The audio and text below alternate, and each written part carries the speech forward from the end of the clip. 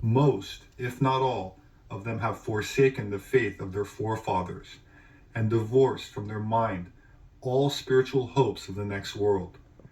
This movement amongst the Jews is not new. From the days of Spartacus Weishaupt to those of Karl Marx and down to Trotsky, Bela Kun, Rosa Luxemburg, and Emma Goldman, this worldwide conspiracy for the overthrow of civilization and for the reconstitution of society on the basis of arrested development, of envious malevolence, and impossible equality has been steadily growing.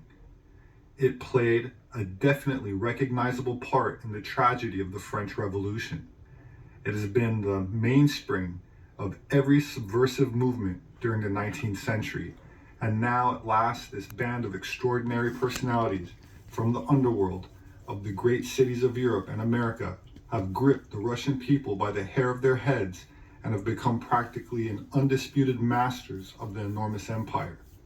There's no need to exaggerate the part played in the creation of Bolshevism and in the actual bringing about of the Russian Revolution by these international and for the most part atheistical Jews. It is certainly a very great one. It probably outweighs all others. With the notable exception of Lenin, the majority of the leading figures are Jews. Moreover, the principal inspiration and driving power comes from the Jewish leaders. In violent contrast to international communism, Zionism presents to the Jew a national idea of commanding character. It has fallen to the British government as a result of the conquest of Palestine to have the opportunity and responsibility of securing for the Jewish race all over the world a home and center of national life. Zionism has already become a factor in political convulsions of Russia as a powerful competing influence in Bolshevik circles with the international communistic system. Nothing could be more significant than the fury with which Trotsky has attacked the Zionists.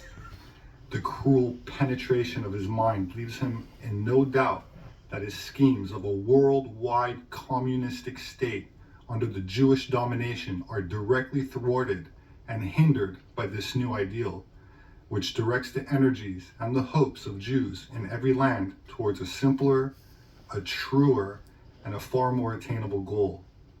The struggle which is now beginning between the Zionists and Bolshevik Jews is little less than a struggle for the soul of the Jewish people.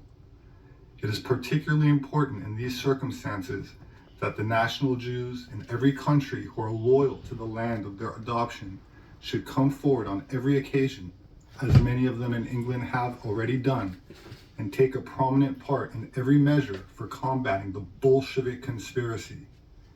In this way, they will be able to vindicate the honor of the Jewish name and make it clear to all the world that the Bolshevik movement is not a Jewish movement, but is repudiated vehemently by the great mass of the Jewish people. Do you believe in God? No.